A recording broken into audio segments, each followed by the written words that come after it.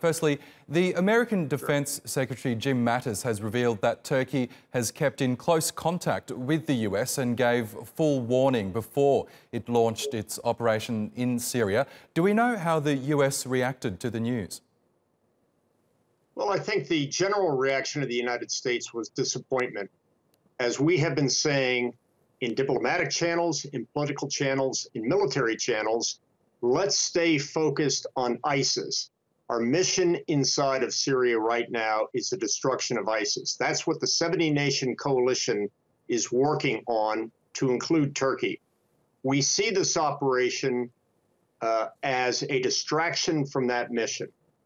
However, we do respect Turkey's legitimate concerns about their national security, and they would appear to be conducting this operation in accordance with international law. We hope that the number of casualties will be small. We hope that the operation will be quick.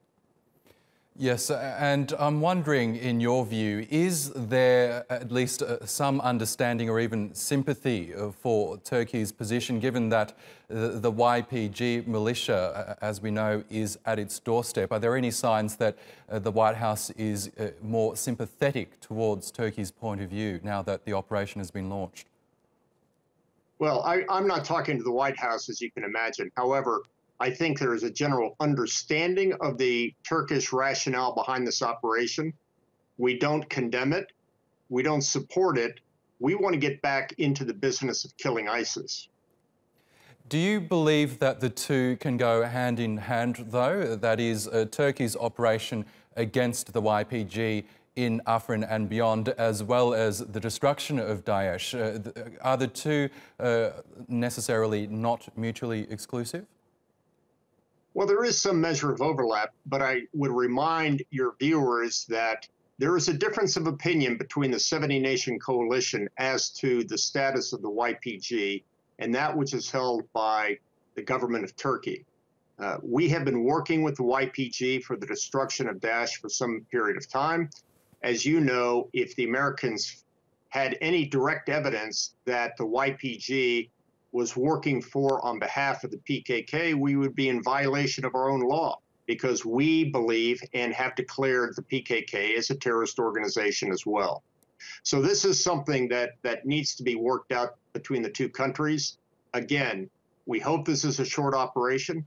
We hope the casualties are limited. We hope the humanitarian aspects of this are completely taken into account on all parties.